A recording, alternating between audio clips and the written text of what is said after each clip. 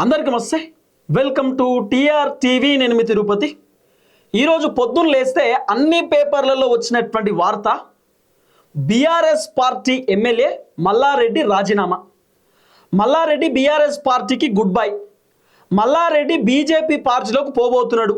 మల్లారెడ్డి కాంగ్రెస్ పార్టీలోకి చేరబోతున్నాడు. మల్లారెడ్డి కుటుంబంతో కలిసి బీజేపీ పార్టీ కండువా కప్పుకోబోతుందని చెప్పి రకరకాల వార్తలు మీడియా ఛానల్లో వస్తున్నాయి, సోషల్ మీడియాలో వినబడుతున్నాయి, పేపర్లలో కూడా వస్తున్నాయి. మరి ఇంతకు మల్లారెడ్డి పార్టీ మారేటటువంటి ఆలోచనలో ఉన్నాడా? అసలు మల్లారెడ్డి పార్టీ మారుతాడు అని చెప్పి ఎందుకు పేపర్లలో వార్తలు వచ్చినాయి? కారణం ఏంది, ఏం కథ అనేది పిన్ టు పిన్ ఈ వీడియోలో మనం మాట్లాడుకునేటటువంటి కార్యక్రమం చేద్దాం. గట్కేసర్ దగ్గర తెలంగాణ రాష్ట్ర ముఖ్యమంత్రి రేవంత్ రెడ్డి ఒక మీటింగ్ పెట్టిండు. ఆ మీటింగ్కు మల్లారెడ్డి కూడా అటెండ్ అయ్యిండు. ఇప్పుడు ప్రతిపక్ష పార్టీ లీడరు మల్లారెడ్డి, అధికార పార్టీ మీటింగ్ పెడితే మల్లారెడ్డి ఎందుకు అటెండ్ అయ్యిందంటే అది మల్లారెడ్డికి సంబంధించినటువంటి మేడ్చల్ నియోజకవర్గం కిందకే వస్తుంది. గట్కేసర్ ఔటర్ రింగ్ రోడ్ పక్కనే అందేశ్రీ సార్కి సంబంధించినటువంటి సమాధి ఉంటుంది. సో అందేశ్రీ సార్కి సంబంధించినటువంటి సమాధి దగ్గర స్మృతివనం కట్టడానికి రేవంత్ రెడ్డి శంకుస్థాపన చేసిండు. ఆ శంకుస్థాపన ప్రోగ్రాంకి మల్లారెడ్డి అటెండ్ అయ్యిండు. ఎందుకంటే ఆ స్మృతివనం కడుతున్నారు కదా, పక్కనే మల్లారెడ్డికి సంబంధించిన ఎమ్మెల్యే క్యాంప్ ఆఫీస్ ఉంటుంది. మల్లారెడ్డి ఎమ్మెల్యే క్యాంప్ ఆఫీస్ బయటకు వచ్చి చూస్తే స్మృతివనం పక్కనే, ఇంకా అందేశ్రీ సార్కి సంబంధించినటువంటి కార్యక్రమం పక్కనే ఉంటుంది. కాబట్టి మల్లారెడ్డి తప్పని పరిస్థితులలో ఖచ్చితంగా ఆ ప్రోగ్రాంకి అటెండ్ అయ్యిండు. అయితే శనివారం రోజు ప్రోగ్రాం జరిగింది, శంకుస్థాపన అయిపోయింది. ఇంకా రేవంత్ రెడ్డి శంకుస్థాపన పూర్తి చేసుకున్నాడు. సో అందేశ్రీ సార్ గురించి మాట్లాడిండు.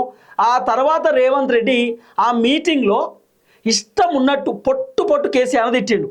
కేసీఆర్ని విమర్శలు చేసిండు, బీఆర్ఎస్ని తిట్టిండు, బీఆర్ఎస్ని విమర్శలు చేసిండు. మల్లారెడ్డి ముందు కేసీఆర్ను రేవంత్ రెడ్డి పొట్టు తిడుతుంటే మల్లారెడ్డి ఏం చేయలేకపోయాడు, చూస్తూ నిలబడ్డాడు అంతే. ఉత్తగాని ఇట్లా ఏది తిడుతున్నాడు కదా, తిట్టని నేనేం చేయాలి, ఇది కాంగ్రెస్ పార్టీ మీటింగ్, అధికార పార్టీ మీటింగ్, ఇది నన్నేం చేయమంటారు, పుసుక్కున నేను ఏమైనా లొల్లి పెడితే నన్ను కొడతారు వీళ్ళు, ఆయంతా వీళ్ళు నా ఎంబడ పడతారని చెప్పి మల్లారెడ్డి సైలెన్స్ అయిపోయింది, ఏం మాట్లాడలే. ఓకే సరే, ఆ సందర్భంలో ముఖ్యమంత్రి హోదాలో ఉన్నటువంటి వ్యక్తి రేవంత్ రెడ్డి కేసీఆర్ని తిడుతుంటే, బీఆర్ఎస్ పార్టీని తిడుతుంటే మల్లారెడ్డి ఏం చేయలేకపోయిండు. కారణం ఏంటంటే అధికారిక ప్రోగ్రాం. సో రేవంత్ రెడ్డి తిడుతున్నాడు, ప్రోటోకాల్ ఉంటుంది. సో మల్లారెడ్డి వచ్చి గట్లెట్లా తిడతామని చెప్పడానికి లేదు. సరే, ఆ మీటింగ్లో మల్లారెడ్డి ఏం అనలేకపోయిండు. ఓకే, ప్రోగ్రాం అయిపోయిన తర్వాత పక్కనే మల్లారెడ్డి ఎమ్మెల్యే క్యాంప్ ఆఫీస్ కదా, మల్లారెడ్డి మీడియా వాళ్ళకు ఇంటిమేషన్ ఇచ్చి మీడియా వాళ్ళని రమ్మని చెప్పి మల్లారెడ్డి ఒక ప్రెస్ మీట్ పెట్టవచ్చు కదా. ఇగో రేవంత్ రెడ్డి ప్రోగ్రామ్కి నేను ఇప్పుడే పోయినా, అందేశ్రీకి సంబంధించినటువంటి కార్యక్రమం, అందేశ్రీకి స్మృతివనం కడతా అని చెప్పి రేవంత్ రెడ్డి ప్రోగ్రాం పెట్టి అందేశ్రీ గురించి మాట్లాడాలి తప్ప రేవంత్ రెడ్డి కేసీఆర్ని తిడుతున్నాడు. పెద్ద మనిషి కేసీఆర్ తెలంగాణ ఉద్యమకారుడు, 10 సంవత్సరాలు ముఖ్యమంత్రిగా ఉన్నటువంటి వ్యక్తి. అట్లాంటి మా పార్టీ అధ్యక్షుడిని పట్టుకొని, మా మాజీ ముఖ్యమంత్రిని పట్టుకొని రేవంత్ రెడ్డి గట్లెట్లా తిడతాడు, గట్లెందుకు తిట్టిండు, నేను చూసుకుంటున్నాను, రేవంత్ రెడ్డి నీ సంగతి చెప్తా, రేవంత్ రెడ్డి నువ్వు ఏమనుకుంటావు అని చెప్పి మల్లారెడ్డి ఎట్లీస్ట్ రేవంత్ రెడ్డిని ఉద్దేశించి మాట్లాడలే కదా. కేసీఆర్కు మల్లారెడ్డి సపోర్ట్ చేయాలి కదా, బీఆర్ఎస్ పార్టీకి మల్లారెడ్డి సపోర్ట్ చేయాలి కదా. అసలు మల్లారెడ్డి సపోర్టే చేయలే. ఇప్పుడు మల్లారెడ్డి మీటింగ్లో ఏం మాట్లాడిందంటే ఒక అర్థం పర్థం ప్రోటోకాల్ ఉంటుంది. రేవంత్ రెడ్డి ముఖ్యమంత్రి కాబట్టి ఆ మీటింగ్లో మల్లారెడ్డి మాట్లాడలేకపోయిండు, ఎదురుపడలేకపోయిండు, అడ్డం పడలేకపోయిండు. మరి మీటింగ్ అయిపోయినాక మల్లారెడ్డి ప్రెస్ మీట్ అన్న పెట్టాలి కదా, ప్రెస్ మీట్ కూడా పెట్టలే. మరి రీజన్ ఏందో తెలియదు. ఎప్పుడైతే మల్లారెడ్డి సైలెన్స్ ఉన్నాడో, మల్లారెడ్డి సైలెన్స్ ఉండేసరికి ఇప్పుడు చర్చ మొదలైంది. ఏమని, మల్లారెడ్డి బీఆర్ఎస్ పార్టీకి గుడ్ బై చెప్పబోతున్నానని, మల్లారెడ్డి బీజేపీలో పోబోతున్నాడని, మల్లారెడ్డి కాంగ్రెస్ పార్టీలోకి చేరబోతున్నాడని చెప్పి రకరకాల వార్తలు ఇప్పుడు సోషల్ మీడియాలో వినబడుతున్నాయి. వాస్తవానికి మల్లారెడ్డి బీఆర్ఎస్ పార్టీలోనే మొత్తం కంటిన్యూ అవుతాడా అంటే చెప్పనీకి లేదు. 2-3 ఉన్నాయి. మల్లారెడ్డి అన్ని రాష్ట్రాలలో మల్లారెడ్డి యూనివర్సిటీ పెట్టడానికి తయారవుతున్నాడు. ఇప్పుడు తిరుపతిలో మల్లారెడ్డి ఏదో యూనివర్సిటీ పెడతాడట, ఇది మల్లారెడ్డి యూనివర్సిటీ పెట్టడానికి రెడీ ఉన్నాడట. మరి తిరుపతి అంటే ఆంధ్రప్రదేశ్లో కూటమి ప్రభుత్వం ఉన్నది. సో కూటమి ప్రభుత్వం పర్మిషన్లు ఇవ్వాలి, మల్లారెడ్డి పెడుతున్నటువంటి యూనివర్సిటీలకు పర్మిషన్లు రావాలంటే కేంద్ర ప్రభుత్వం గ్రీన్ సిగ్నల్ ఇవ్వాలి. సో కేంద్ర ప్రభుత్వం మల్లారెడ్డికి గ్రీన్ సిగ్నల్ ఇవ్వాలంటే మల్లారెడ్డి బీజేపీకి అనుకూలంగా ఉండాలి. ఇప్పుడు రేవంత్ రెడ్డి కూడా ఓ రకంగా చెప్పాలంటే చంద్రబాబు నాయుడుకు వెరీ క్లోజు, రేవంత్ రెడ్డి మోదీకి కూడా క్లోజే, రేవంత్ రెడ్డి బీజేపీకి అనుకూలంగా ఉంటాడు.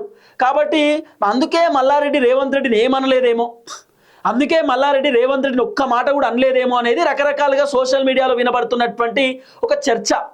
అయితే గతంలో జరిగినటువంటి కొన్ని కీలకమైనటువంటి పరిణామాలను నేను మీకు చెప్పేటటువంటి కార్యక్రమం చేస్తా. మల్లారెడ్డి ప్రధానమంత్రి నరేంద్ర మోదీని కలిసిండు. మల్లారెడ్డి వాళ్ళ కోడలు ప్రీతిరెడ్డి, మల్లారెడ్డి వాళ్ళ అల్లుడు మర్రి రెడ్డి, మల్లారెడ్డి వాళ్ళ కొడుకు భద్రారెడ్డి, వీళ్ళందరూ కూడా ప్రధానమంత్రిని కలిసిరు. ఆ తర్వాత మల్లారెడ్డి భారతీయ జనతా పార్టీ కీలక నేతలతో గతంలో మాట్లాడినట కొన్ని వార్తలు వచ్చినాయి. ఏబిఎన్ ఆంధ్రజ్యోతి, వెలుగు పేపరు, ఆ తర్వాత కొంత కాంగ్రెస్కి అనుకూలంగా ఉండేటటువంటి పేపర్లలో కూడా వార్తలు వచ్చినాయి. ఏమని మల్లారెడ్డి ప్రధానమంత్రిని కలిసి నువ్వు కలవడానికి కారణం ఇదే అని చెప్పి రకరకాల వార్తలు వచ్చినాయి. ఆ రోజు ప్రధానమంత్రిని కలవడానికి కారణం ఏంటంట అంటే, మేమందరం ఫ్యామిలీ తోటి బీజేపీ పార్టీలోకి వస్తాం, కానీ మా అందరికి టికెట్లు ఇవ్వాలి, మా కోడలికి ఎంపీ టికెట్ ఇవ్వాలి, నా కొడుకుకి ఎమ్మెల్యే టికెట్ ఇవ్వాలి, నాకు ఎమ్మెల్యే టికెట్ ఇవ్వాలి, మా అల్లుడికి ఎమ్మెల్యే టికెట్ ఎంపీ టికెట్ ఇవ్వాలి, ఇట్లా ఒక 5 టికెట్లు మాకు కావాలని చెప్పి మల్లారెడ్డి భారతీయ జనతా పార్టీని అడిగితే Bharatiya Janata party green signal ఇచ్చిన అనేది వినబడుతున్న చర్చ. సో ఇప్పుడు మల్లారెడ్డి బీజేపీ పార్టీలోకి చేరడానికి పూర్తి స్థాయిలో సిద్ధంగా ఉన్నాడు అనేది వినబడుతున్న అంశం. కానీ 2-3 అంశాలు కనబడుతున్నాయి. ఇప్పుడు తెలంగాణలో అధికారంలో ఉన్నటువంటి పార్టీ ఏమో కాంగ్రెస్ పార్టీ.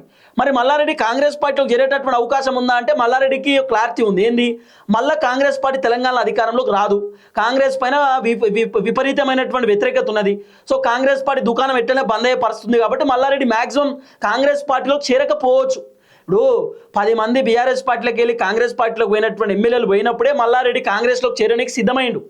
కానీ అప్పుడు కాంగ్రెస్ పార్టీ వాళ్ళు మల్లారెడ్డిని దగ్గరికి రానియలేదు. మల్లారెడ్డి వస్తే బాగుండదు, వద్దాయన రేవంత్ రెడ్డిని ఇష్టం ఉన్నట్టు తిట్టిండు, మల్లారెడ్డి తొడలు కొట్టిండు, రేవంత్ రెడ్డిని ఇష్టం ఉన్నట్టు బూతులు మాట్లాడిండు. అట్లాంటి మల్లారెడ్డి మన దాంట్లో కోసం ఇబ్బంది అయితే మల్లారెడ్డి పైన చాలా ఆరోపణలు ఉన్నాయి. అవినీతి పరుడని, అక్రమాలు చేస్తాడు, దందాలు చేస్తాడు, కబ్జాలు పెడతాడు, మల్లారెడ్డి పార్కులు కబ్జాలు పెడతాడు, ఇట్లా మల్లారెడ్డి పైన రకరకాల ఆరోపణలు ఉన్నాయి. ఇలాంటి ఆరోపణలు ఉన్నటువంటి వ్యక్తి మన పార్టీలోకి జాయిన్ అయితే కబ్జా మల్లారెడ్డిని మీ పార్టీలోకి ఎట్లా తీసుకుంటారని చెప్పి రకరకాల చర్చలు వస్తాయి. కాబట్టి సో మల్లారెడ్డిని ఎట్టి పరిస్థితుల్లో తీసుకోవద్దని కాంగ్రెస్ వాళ్ళు తీసుకోలే. వాస్తవానికి మల్లారెడ్డి బట్టలు గిట్టలు చదువుకొని గాంధీ భవన్ కాడికి వేయండు, నేను వస్తా సార్ మీ పార్టీలో కానీ అడగనికి పోయిండు, కానీ తీసుకోలే. ఆ రోజు పరిస్థితులను బట్టి సందర్భాన్ని బట్టి రేవంత్ రెడ్డి కూడా యాక్సెప్ట్ చేయలే, వద్దు అని అన్నాడు. సో మల్లారెడ్డి పోలే. ఆ తర్వాత మల్లారెడ్డి ఇప్పుడు భారతీయ జనతా పార్టీలోకి జాయిన్ కావడానికి సిద్ధంగా ఉన్నాడు అనేది వినబడుతున్న చర్చ. మల్లారెడ్డి రెగ్యులర్గా ఈటల రాజేందర్తో టచ్లో ఉన్నాడట. మల్లారెడ్డి ఈటల రాజేందర్ ఇద్దరు వెరీ క్లోజ్ ఉంటారు, కొంచెం కలిసి ఉంటారు. సో కలిసి ఉన్నటువంటి నేపథ్యంలో మల్లారెడ్డి ఈటల రాజేందర్తో మాట్లాడేటటువంటి కార్యక్రమం చేసిందట. మల్లారెడ్డి ఈటల రాజేందర్తో డిస్కస్ చేసిందట. సో ఈటల రాజేందర్ కూడా కొంత భారతీయ జనతా పార్టీ అగ్రనాయకులతో టచ్లో ఉంటాడు కాబట్టి సో ఇదంతా కూడా మల్లారెడ్డి ఈటల రాజేందర్తో మాట్లాడి సో భారతీయ జనతా పార్టీలోకి మల్లారెడ్డి జాయిన్ కావడానికి సిద్ధంగా ఉన్నాడు అనేది కొంత వినబడుతున్నటువంటి చర్చ. సో మల్లారెడ్డి బీజేపీ పార్టీలోకి చేరొచ్చు. మల్లారెడ్డి బీజేపీలోకి పోయిన తర్వాత మరి ఏం జరుగుతుంది, ఏం కథ అనేది కూడా చాలా క్వశ్చన్ మార్కే. సో 5 టికెట్లు మల్లారెడ్డికి ఇవ్వచ్చు, అల్లుడికి టికెటు, కోడలికి టికెటు, కొడుకుకు టికెట్, మల్లారెడ్డికి టికెట్, మల్లారెడ్డి కుటుంబం నుండి దాదాపు ఒక 4-5 టికెట్లు మల్లారెడ్డి ఆశిస్తున్నాడట. ఈ టికెట్లన్నీ కూడా బీజేపీ యాక్సెప్ట్ చేసిన అనేది కొంత వినబడుతున్న చర్చ. సో మల్లారెడ్డి అయితే బీజేపీ వైపు చూస్తున్నాడు, చాలా క్లియర్గా అర్థమవుతుంది అంతే. ఇక మల్లారెడ్డి బీఆర్ఎస్ పార్టీలో స్టికాన్ అయి ఉంటాడు అంటే కష్టం. ఇప్పుడు ఈ మధ్యకాలంలో బీఆర్ఎస్ పార్టీ ఏదైనా మీటింగ్లు పెట్టినా, ప్రోగ్రాంలు పెట్టినా, బీఆర్ఎస్ పార్టీ ఏదైనా సభలు పెట్టినా మల్లారెడ్డి పోతలేడు, మల్లారెడ్డి అటెండ్ అవుతలేడు. సో నాకు కొంచెం సైనస్ ఉన్నది, అందుకే నేను శ్వాస ఎక్కువ తీసుకోలేకపోతున్నా, సారీ. సో మల్లారెడ్డి ఎక్కువ ప్రోగ్రాంలకు అటెండ్ కాలేకపోతున్నాడు, ఇబ్బంది పడుతున్నాడు మల్లారెడ్డి. ఎందుకు, రీజన్ ఏంటంటే మల్లారెడ్డి ఆల్రెడీ బీజేపీలోకి వస్తా అని చెప్పేయడం, మేము బీజేపీ పార్టీలోకి రావడానికి సిద్ధంగా ఉన్నా, చేరుతా అని చెప్పడం, ఇవన్నీ కూడా కొంత చర్చకు దారితీస్తున్నది. కాబట్టి మల్లారెడ్డి మ్యాక్సిమం పార్టీ మారడానికి సిద్ధంగా ఉన్నాడట. బాయ్ బీఆర్ఎస్ అని చెప్పడానికి సిద్ధం ఉన్నాడు. అసలు మీకు స్టోరీ చెప్పనా, గతంలో మల్లారెడ్డి కాంగ్రెస్లో బోనికి రెడీగా ఉన్నప్పుడు, బీజేపీలో బోనికి రెడీగా ఉన్నప్పుడు కేసీఆర్ పిలిచి మల్లారెడ్డికి వార్నింగ్ ఇచ్చిందట. నువ్వు పోతే వెళ్ళిపో, బీజేపీ పోతావా పో, కాంగ్రెస్ పోతావా పో, రేపు బీఆర్ఎస్ అధికారంలోకి వచ్చిన తర్వాత మళ్ళీ బీఆర్ఎస్ పార్టీకి వస్తా అంటే నేను రానియను. ఇప్పుడు పార్టీ మారినటువంటి వ్యక్తులు కూడా రేపు బీఆర్ఎస్ అధికారంలోకి వచ్చినాక బీఆర్ఎస్లోకి వస్తా అంటే నేను రానియను, ఇంకా మీరు పోయిన వాళ్ళు అటే పోవాలి, మళ్ళీ బీఆర్ఎస్ పార్టీలోకి వస్తా అంటే దగ్గరకు కూడా రానియను, పార్టీలో చేర్చుకోను, ఇక మీ ఇష్టం, మీరు అత్యుత్సాహంతో మీరు వద్దని చెప్పి వెళ్ళిపోయారంటే అటే పోవాలి, మళ్ళీ రానికి లేదు అని చెప్పి మల్లారెడ్డికి గతంలోనే కేసీఆర్ వార్నింగ్ ఇచ్చినట. ఇంటికి పిలిపించుకొని, ఇక్కడ నందినగర్లో ఇల్లు ఉంటుంది కేసీఆర్ది, బాలకృష్ణ హాస్పిటల్ పక్కన ఇల్లు ఉంటుంది, ఆ ఇంటి దగ్గర పిలిపించుకొని మల్లారెడ్డికి వార్నింగ్ ఇచ్చింది గతంలో కేసీఆర్.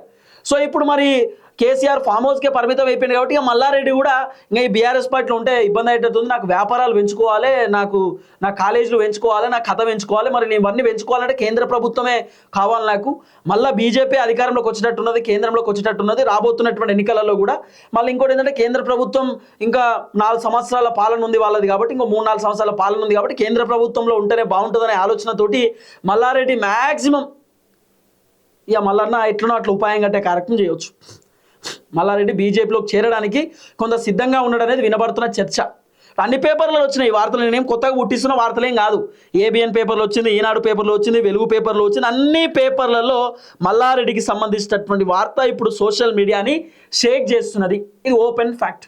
చూద్దాం మరి మల్లారెడ్డి పోతుడా పోడా తెలియదు. ఇంతకుముందు ఒక ఛానల్ అయినా మల్లారెడ్డికి ఫోన్ చేసి సార్ మరి ఉంటుర్రా పోతున్నా అంటే నేను బీఆర్ఎస్లోనే ఉన్నా అని చెప్పిండు. మరి మీరు పార్టీ మారుతుర్రా అని క్వశ్చన్ అడిగే ముందే నేను వేరే పన్ను ఉన్నాను కడిగేసేసిండు మల్లారెడ్డి. సో ఈ విధమైనటువంటి వ్యవహారం ఉంది. మరి మల్లారెడ్డి ఉంటాడా పోతుడా వేరే పార్టీలోకి తెలియదు. చూద్దాం ఏం జరగబోతుంది. దయచేసి వీడియో అందరికి షేర్ చేయండి. అందరికీ నమస్తే, థ్యాంక్ యూ సో మచ్. జై తెలంగాణ.